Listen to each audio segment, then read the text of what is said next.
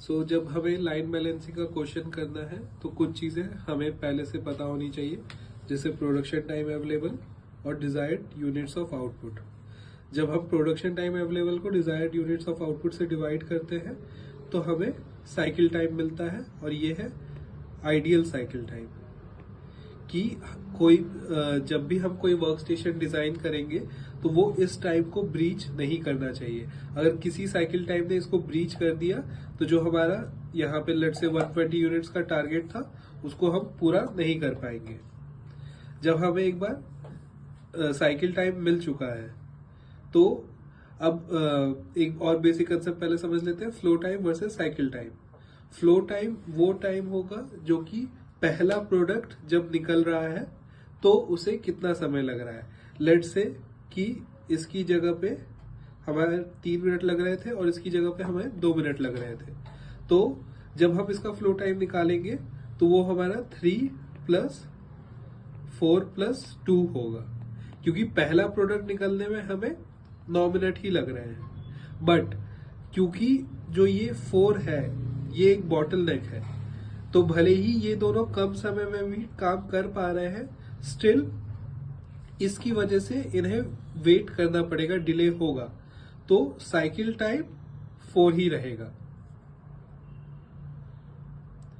अब हम एफिशिएंसी की बात करें तो एफिशिएंसी होता है टोटल, लेट से इसे हम एक एग्जांपल से समझते हैं कि हमें ये एलिमेंट्स दिए हुए हैं, तो ये एलिमेंट्स जितना समय लेंगे ये हमारा इसके न्यूमरेटर में आएगा, कंप्लीशन टाइम फॉर एलिमेंट्स, उसका समेशन।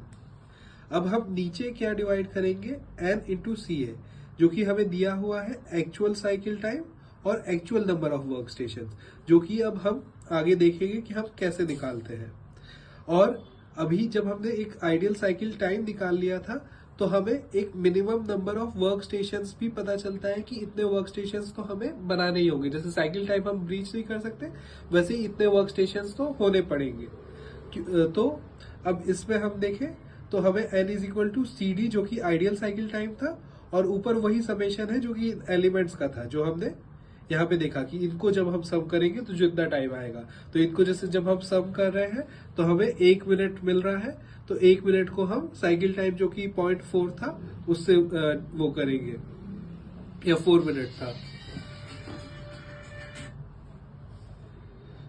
अब हम पहले इस क्वेश्चन पे आते हैं। अब हमें इस डायग्राम में एक और पार्ट आएगा जो कि ऐसे है, क्योंकि इसे हमें प्रेसिडेंट से समझना है कि जैसे जो B और C है उसको कंप्लीट होने के लिए उससे पहले A होना जरूरी है, तो हम B या C से प्रोसेस स्टार्ट नहीं कर सकते। सिमिलरली अगर हमें D पे जाना है तो हमें B और C दोनों का कंप्लीशन होना जरूरी है। तो लेट्स से कि हमने ऑब्जेक्ट X A से स्टार्ट किया, वो B पे गया, तो अब वो B से फिर D पे नहीं जा सकता है, बिकॉज उसको पहले C ट्रेवल करना होगा और तभी वो यहाँ जाएगा। तो मूवमेंट कुछ इस तरह से होगा। सिमिलरली अगर हम कोई दूसरा Y था जो कि A से C जाते, तो C से वो अब डायरेक्ट D नहीं जा सकता, उसे B होते हुए ही D के पास जाना पड़ेगा। अब उसी फॉर्मूले से अब हम जैसे हमें एक क्वेश्चन में लेट से ये गिवन पार्ट्स होंगे, ये और ये हमारे पास गिवन पार्ट होगा, तो उससे हमने ये निकाल लिया कि हमें 0.4 मिनट का आइडियल साइकिल टाइम निकालना है। और ये हमने 1 मिनट यहाँ ही से देख लिया है कि होता है, उसको हमने जब इस 0.4 से डिवाइड किया तो हमें 2.5 number of minimum work stations मिले। बट क्योंकि वर्क स्टेशंस फ्रैक्शन में नहीं हो सकते, तो उसे हमने अपर साइड पे राउंड ऑफ किया, तो हमें 3 वर्क स्टेशंस मिल गए। अब हम जो ये वर्क एलिमेंट्स थे इनको हमें क्लब करना है ताकि हम एक वर्क स्टेशन बना पाए। तो अब इसके पहले एक और कंसेप्ट समझते हैं। लेट्स से कि मेरे पास सिंपली 4 वर्क एलिमेंट्स थे, A, B, C और D, और हम साइकिल टाइम मानते हैं कि A में 1 लगेगा, B में 3 लगेगा, C में 4 लगेगा और D में 3 लगेगा। तो अब हम यहाँ पे ये ऑब्जर्व कर सकते हैं कि जो C है that is the bottle neck, because वो 4 मिनट जो कि मैक्सिमम ले रहा है, मतलब हर 4 मिनट पे हमें एक प्रोडक्शन मिल रहा है।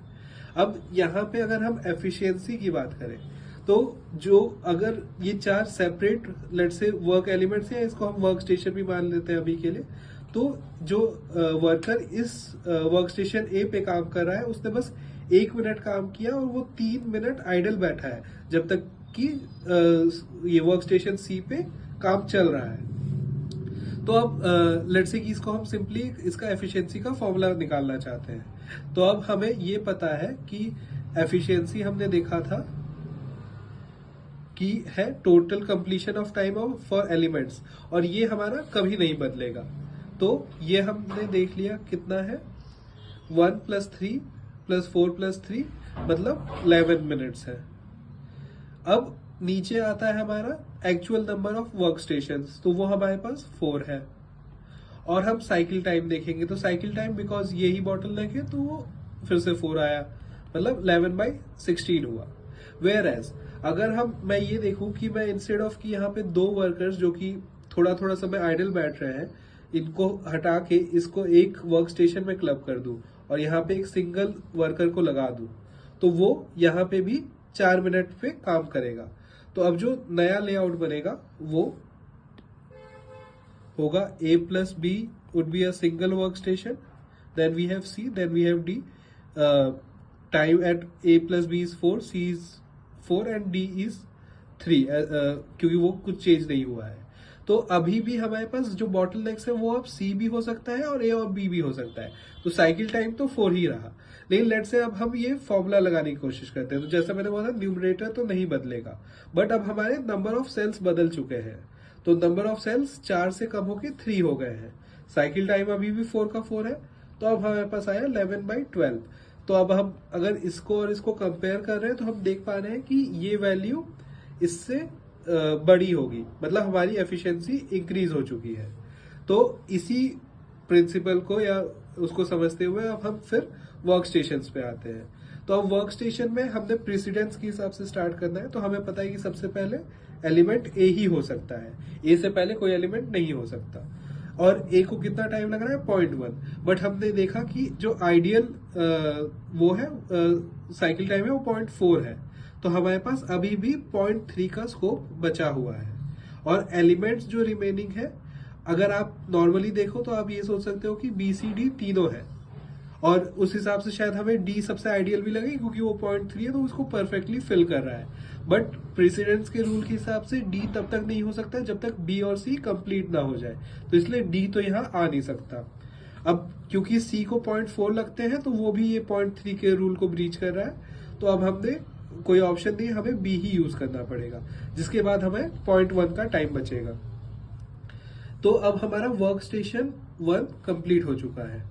अब वर्क स्टेशन 2 की बात करें तो इसमें भी हमारे पास डी का ऑप्शन नहीं है क्योंकि अभी तक सी कंप्लीट नहीं हुआ है, तो हमें सी ही लेना होगा जो कि 0.4 है। तो अब हमारे पास कुछ समय नहीं बचा।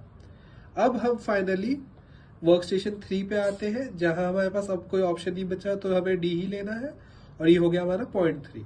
अब हम यहाँ फिर से एफिशिएंसी निकालते हैं, तो क्योंकि न्यूमरेटर हमेशा सेम होता है और इनका सम है हमारा 1, नंबर ऑफ सेल्स हमने 3 बनाए हैं, और हमने देखा कि साइकिल टाइम हमारा 0.4 है क्योंकि बॉटलनेक तो यहाँ पे भी सी है, तो ये 1/1.2 होगा, जिससे कि हमारी इसकी एफिशिएंसी निकल जाएगी।